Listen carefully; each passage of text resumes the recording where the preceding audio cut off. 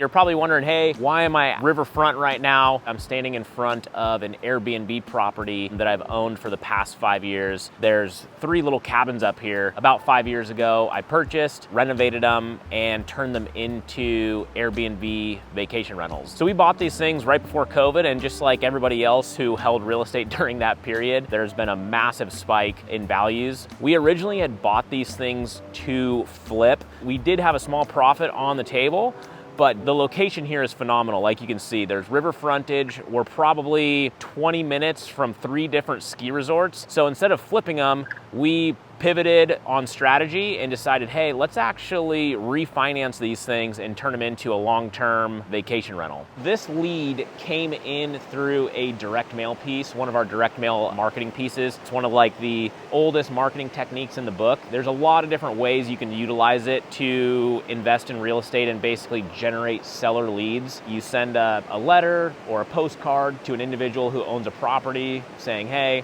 I'd like to make you a cash offer on a property, yada, yada. I believe this particular seller was just an absentee owner. So what that means is it's basically somebody who owns a piece of property that their mailing address is not the same as the property address. So in essence, it's a landlord basically. So she owned 5 different properties in this general area, and we bought 4 cabins right here. I'll get into that. I know I said it was 3, it's actually 4, but we'll tell you what happened to the other one here in a little bit and why there's only 3 now. We also bought another one across the road. We're not going to be talking about that today, but long story short, this lady owned a bunch of properties in the area. They were all sitting vacant, and they had all basically been taken over by squatters at one point, and they were all just in major disrepair, and she just didn't have the money to fix them up in order to even make them habitable to get other renters in there. So she was in a bit of a hard spot and just wanted to get rid of these properties, move on with her life. If you can't already tell, we are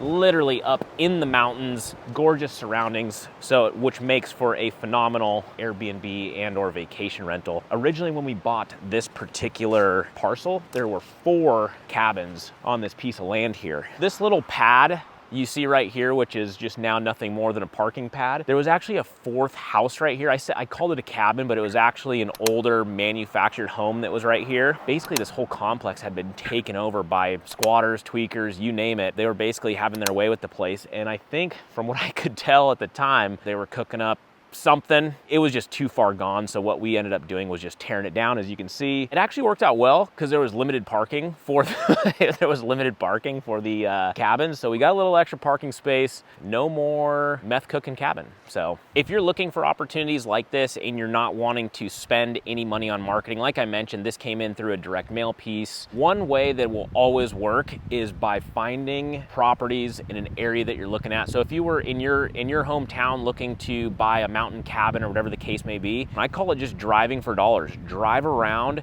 find a house or multiple houses that you would be interested in buying that are run down and need a fix up, and just reach out to the owners, see if they'd be open to a cash offer. Like I mentioned, these were in crazy amounts of disrepair. Most investors would not have touched this with a 10-foot pole. So you can't be afraid to have to roll up your sleeves and get a little dirty on this type of project, because this was what I call a heavy lift. This was not a carpet and paint job. These were big renovations here. So we have 3 different cabins here. Each one of them varies in size, and obviously we have one that's like right on the river, one that sits back a little bit. We originally owned this one here too, but we had sold that one off like a year ago. These are small cabins. They're all 500 square feet each, 100 to 200 bucks a night, depending on, hey, is that weekday, is that a weekend? Obviously we get a premium for like holidays and certain seasons, but all in all, they rent for fairly cheap. Could be looked at one of 2 ways. You could say, man, you're really not making that much money a night, but one positive about these lower end rentals, or lower price point rentals, I should say, because they're really nice inside, would be the fact that they are affordable. They would stay relatively booked year round, which is a good thing. I have some other vacation rentals. One of them is actually up the mountain, like right near one of the main ski resorts. That place goes for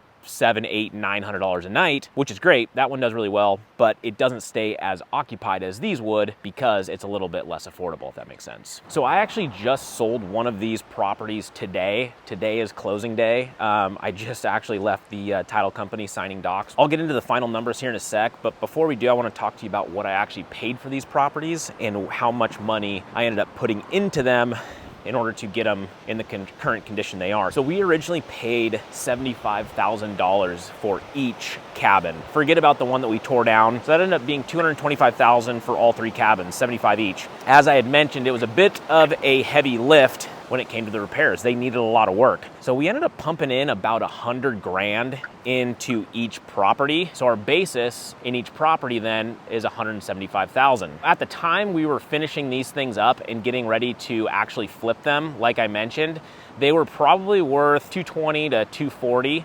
So again, our basis was 175 on all these. We already had built in a nice profit there, which was cool. Instead of flipping these things, we said, hey, we're gonna keep these as a long-term rental due to the river, due to where we thought the market was at the time. Given that the values were so much higher than what we were into them for, we were able to do a cash out refinance and basically get all of our equity out. And we basically had 3 free rental properties with $0 in, which was absolutely amazing. Made it a lot easier to justify the decision to keep them as a rental because we didn't have any money out on the deals. So like I mentioned, today we just sold one of the 3. Well, really it was the second of the 3.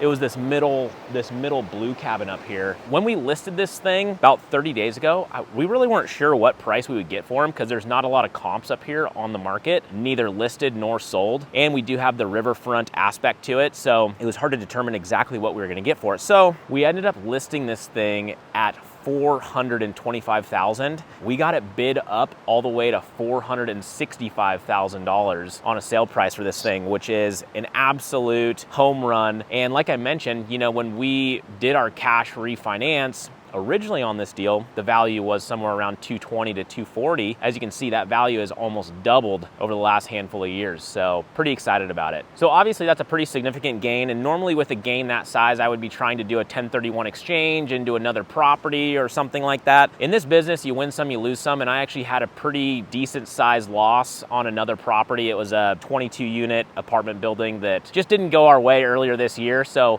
I had about a $250,000 loss on this property. So taking a gain on this actually balances it out, and I don't have to worry about any sort of tax liability when it comes to the sale of this property. But yeah, again, you win some, you lose some, you learn, you move on. This was a bit of an unconventional video, not your standard, just straightforward flip, but it is a strategy that when you are flipping properties each and every day that you may position to or may decide to position to, and you need to be open to that. So guys, if you want to get on my investor list, my email is in the description. So go ahead and just shoot me an email, subscribe to the channel, and we'll see you on the next one. All right, see ya.